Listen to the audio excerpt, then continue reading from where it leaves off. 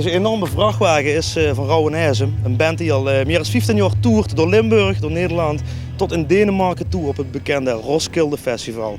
Nu staat de wagen in Meersen, hij staat er al een hele tijd, want de crew is al een hele tijd bezig met opbouwen.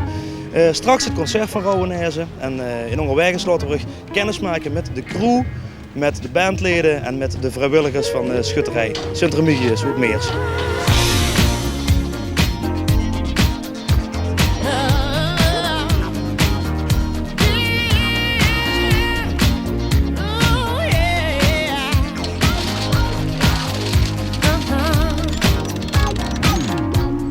Jo Gerards, organisator van het concert van Rauwenijzen hier vandaag.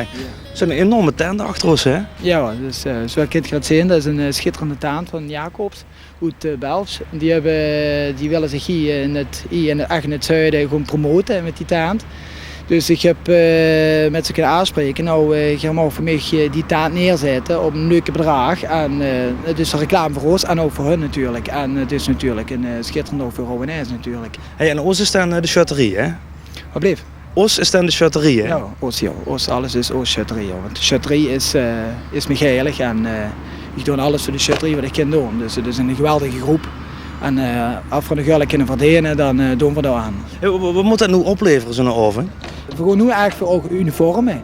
Een charterie in het nu gans geheel zetten, dat kost mijn handen vol geld. En daar willen we ook aan bijdragen. Dus ja, laten we het zeggen, heel veel geld. Ja. Is dat met hoeveel nul is het, hè? Nou, laten we toch maar eens even kijken laten we toch maar op 3-0 houden. Ja? Ja. Ja, dat is een heel onbescheiden vraag. Wat kost dit dan, wat die achter me staat, dadelijk met de band, hè? Nou, luister, laat ik het zo zeggen. Als ze nu wie achter je staat en ik heb nog geen gulden verdiend, dan moet ze toch aan denken dat ze daar een dikke 60 mil moet ik met beginnen, met 0. En het kost me 60 mil. Dat is nu al een risico voor zo'n vereniging, hè? Ja. Dat heeft wat extra gedaan. Ik wil niet zeggen dat het immer goed gaat. Maar dat kun je ook alleen maar tot ze wedstrijd, de ganse charterie achter die staat. En tot het Meerse bevolking, die stond ook wel heel goed achter ons. Ja, we werken er gewoon ervoor. Dit is een qua gevoel wat ze hebt, of crisis, dat de geest ervoor en klaar uit. En, we zijn op alles voorbereid. Ja, tot nu toe laat ik het zeggen wel, ja. We spreken ons eigenlijk nog het concert nog even. Ja, hartstikke bedankt. Succes met. Oké, dank u. Heet zo. Dit is mijn beste kant, rechts. Ja, kom. Heet zo, vocaal trend zo, heet zo, vocaal trend.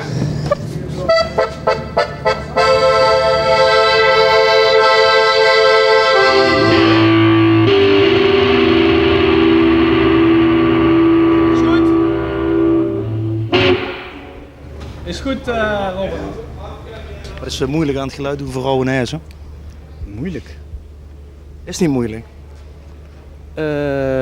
Het moeilijkste is dat je soundcheckt in een lege zaal. En vanavond staat hier dus helemaal vol. Dus je moet er wel rekening mee houden dat het geluid heel erg gaat veranderen. Dus wat we nu voornamelijk doen is kijken of alles op de juiste manier binnenkomt. Zonder storingen. En dan vanavond, ik probeer alvast een beetje in te regelen zoals ik denk dat het vanavond gaat klinken. Maar dat is altijd weer afwachten. Dus... Hey, en zonder bandleden, hè? Ja, zonder bandleden. Ja. Die jongens op het podium die kunnen de dingen die bandleden doen. En het scheelt voor de band gewoon heel veel tijd. Anders hadden ze er nu al moeten zijn, terwijl we vanavond, ik geloof, om 10:30 pas spelen. Ja. Dus, wat is dit voor een raar ding aan je mixer? Vanavond zet ik dat eroverheen, omdat er ontzettend met bier gegooid wordt. Doe eens erover als je wil. Ja. Dus vanavond... Kun je toch nergens meer aan, man? Vanavond mix ik dus zo. Dus daarom is zorg dat je het goed inregelt vanmiddag. En dan vanavond maak ik hier de meest noodzakelijke wijzigingen mee. Is dat echt zo erg? Ja, dat is zo erg. Dat zul je vanavond zitten meemaken. En anders moet je de mengtafel, die gaat of kapot tijdens de show of je moet hem iedere week uit elkaar halen. En daar hebben we geen zin in. En Rob, wat is jouw taak bij Rauwenijzen? Ik doe de backline, gitaren stemmen en backline opbouwen, zenders. Wat is backline voor mensen die het niet weten? Backline zijn eigenlijk de instrumenten en de versterkers die de jongens bij hebben. Voor hun eigen gitarengeluid en basgitaar. Dus. Ja, je wilde per se bij je kist staan, hè? Dus dat is dit ding, wist je dat? Nou, dat is mijn gitaartjes, die heb ik mede ontworpen samen met die bassist. En ik was moe om allemaal die koffers mee te slepen van die gitaren. Hoeveel zijn het er? Hoe staan ze allemaal, hè? Val mee, er zijn er 6 gitaren. En de trombone en accordeons en zo, maar die zitten nog gewoon in koffers. Maar alle gitaren heb ik nou allemaal gewoon in deze kist, allemaal in de lade zitten. Daar zijn er nou uit. Plus tevens mijn eigen werkbank voor als er snaren naar vliegen. En dan moet er toch snel mogelijk weer een nieuwe op. Wat gebeurt hier tijdens een concert? Je hebt hier allemaal snaren in zitten. Plekdrums? Plekdrums, snaren, batterijen, playlijsten. Dat is een beetje wat gebeurt hier, ja. Als Jacques aan het spelen is en dan vliegt de snaar af, dan geef ik me eerst eens een reservegitaar. En op de andere gitaar die ik eraf haal, dan moet ik weer een nieuwe snaar opzetten. Hoe vaak gebeurt dat? Vanavond gaan ze 1,5 uur spelen. Hoe vaak gebeurt dat? Ik hoop zelf geen 1 keer, maar ik denk dat het toch wel een keer gebeurt. Waar ligt het dan aan? Het kan er van alles liggen. Enthousiasme van de muzikant, dat die daar, zoals wij zeggen, verschrikkelijk staat te zagen. En omdat hij vreselijk op manier gaat, dan op een gegeven moment als die snaren dezezelfde beweging maken, dan knappen ze een keer. Hey, wat is nou het vreemdste wat er ooit gebeurd is tijdens een Rauwenaise optreden waar jij bij was? Waar ik bij was? Nou, het vreemdste wat ik mee heb gemaakt is dat de jongens stonden te spelen en dat er wat misging bij Jacques. Zijn speakerkast van die gitaar die had hij voor de microfoon liggen. En er ging wat mis en ik ben erheen gerend om te kijken wat er aan de hand was. En de security die voor het podium zat, die draaide zich om en die dacht van... Hé, iemand op het podium, die moet eraf. Dus hap, trok ze bij een man of 4 eraf. Dat was het vreemdste ook mee heb gemaakt, ja. Je mocht wel weer terug het podium op. Ik mocht wel weer terug, ja. Zeker ze vreugelen doen, niet? Wat voor ze dan doen? Voor ze alles op orde brengen voor de strijd. Wat gaat beginnen? Maar dat is toch nog lang niet? Het begint pas om 9 uur begint de band pas. We willen nog vooruit. En ook alles klaar hebben doen. Dat we geen blunders slaan. Alles wat ze ons vragen is aanwezig. Wat is uw taak vanavond? Bedienen, frikadellen en hamburgers worden gebakken met broodjes. En broodjes met ham en broodjes met kaas en koffie. Nu staan hier een paar doen als een frikadellen zenig en hij gaat hamburgers. Hoe rekent je nou op met zo'n avond? Hoeveel? Een 2.500 frikadellen. Hoeveel? 2.500 frikadellen. En dan een 2000 hamburgers. Ja. En 25 kilo unnen. Wat bleef? We hebben dan 50 kilo unnen schoongemaakt en gesnipperd. Heb je die beugtoes in de keuken al gesneden? Dat hebben we dus juist gedaan. Daarvoor zijn we vreugd aanwezig. Want de unnen moeten nog gepeld worden. Ja, en nu worden gefreut voor bij de hamburgers of de frikadellen. Hè. Wat doe je er allemaal voor? Voor de jongens wat ook te binnen zijn en voor de club en voor te steunen. Dat ze ook een laadje krijgen voor de kostuums en voor de benodigdheden. Hè, wat ze nu hebben. Hè. Ja, je zit allemaal leden of sympathisanten van Sint-Remigius. Vandaag is eigenlijk de dag dat we ons pakken bijeen gaan verzamelen en ons tegeltjes voor het gebouw af te maken, ons shutters lokaal. En we moeten zorgen dat we vandaag zo weinig mogelijk tussen ons vingers door laten glippen. Een week van tevoren uitverkocht, zo'n weerboete, schitterende ambiance. Eigenlijk kan niks misgaan. Haal maar op, ik heb het al gehuurd. De band speelt in de buurt met een bekende zanger. We hebben een hele verantwoordelijke taak, hè? Ja, dat je dat wel weet, ja.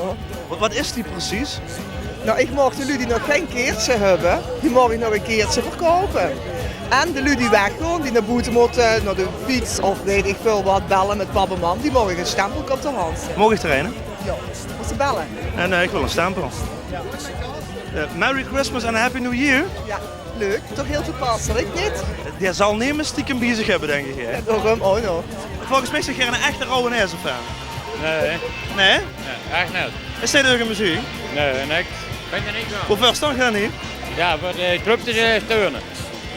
En Scheren hoe het mogen kiezen wat jij moet spelen, wat heb jij dan gekozen? Weet je die bruis, hè? Die skintalen.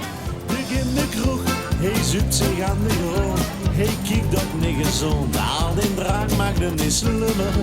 Het was zat, zijn vrouw die wordt heel koud. En midden op de stroom zat ze hem op zijn nummer. Oh, pas maar op voor de bassist, geboren pessimist. Ik zou de bier maar nemen. Welkom in Meersen. Wel een beetje een schafje dit, hè? Zo gewend. Ja, echt? Hey, maar dat blijft wel altijd leuk, no? In zo'n tent. Ik kan me voorstellen dat het op een gegeven moment niet meer leuk is. Ja. Geweldig. Ja? Nee, dat blijft hartstikke mooi. Ik zou niet weten waarom niet. En al die lui blijven maar nog eens komen kijken. Prachtig toch? Ja, te gek hè. Het mooiste is als je hier aankomt gereden en je ziet al dat volk op de straat door de vierstad lopen, je kan de deur blijven doen. Het is het mooiste aanblik die er is. Ja. Je hebt het gewoon van elkaar hè. We worden al om 2 uur of zo gaat het weer al hier. En dan begint de crew lekker op die te boeren. Ja. Waar is het goed die? We worden heel fijn op die. Dat is goed. Goed zo. Ze hebben netjes opgeboekt met 2 woord gekald. Maar het zit wel goed in elkaar hè. Het is een goed geordende organisatie volgens mij. Ook al maar 15 jaar toch?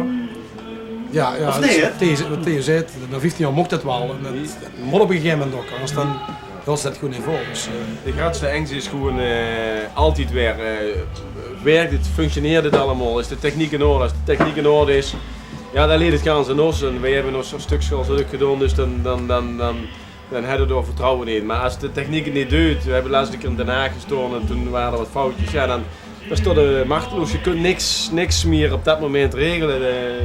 Je moet roeien met de riemen die je hebt. Gaat je er vol tegenaan dan hè? absoluut. Altijd hè? Altijd? Altijd? 110%.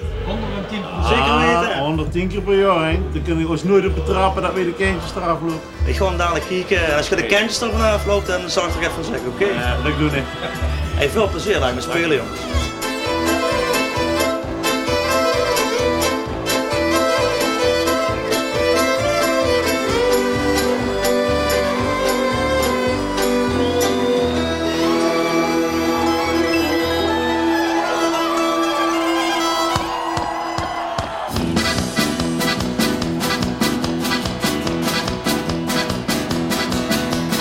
Niet waarom is het ook niet zo spoed.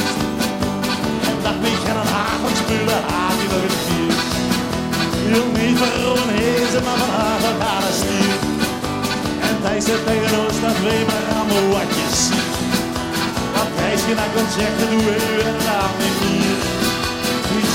Iets gezien in al heel veel techniek hier. Oh, hij zit in naar Thailand, heeft voeders laten zien. Ik weet hoe dat gaat. Straks is er nergens wat erom. En zeer zo later wiekt het water. Was te vrije in stroom. Auto vliegt de trein een bloem. Auto vliegt de trein een bloem. En nou denk als ik weer zeg. Denk ik vandaag begint alles op. Oh, dat lief wel, dat lief ik het kan. Samen met over ik een weer gaan.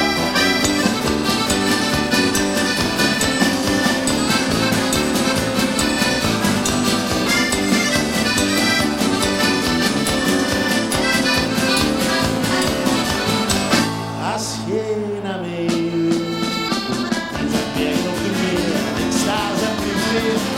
maar tegen aan noden.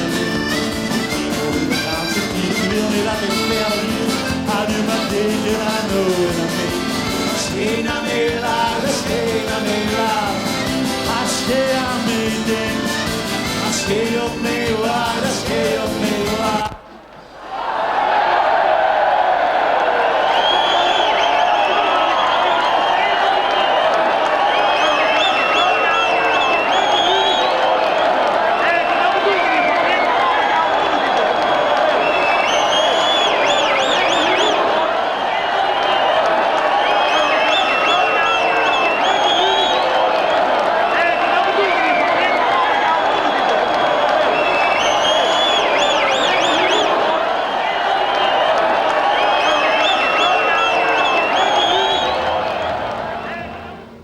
Wie rampzalig is dit? Ja, voor ons is het even toch echt wel een echte rampzalige ding. Het is triest, ja. Dit hopen ze toch niet dat zoiets gebeurt hè? Nee, dat kunnen ze ook geen mensje. We zijn nu alles gaan en doen. Is er kapot denk ze? Ja, het is kapot. En elektrische apparatuur is, daar is het aan. Ze vingen niet precies wat, maar ze krijgen hem gewoon niet in de gang. Ik doe hem voor niks. Ja, ik denk dat mag je gerust zijn. Want ik heb hier gewoon op alles voorbereid. Dus is wel, ik heb hier alleen dit gebeurt me. Je kent zich niet op alles voorbereiden, blijkbaar, hè? Nee.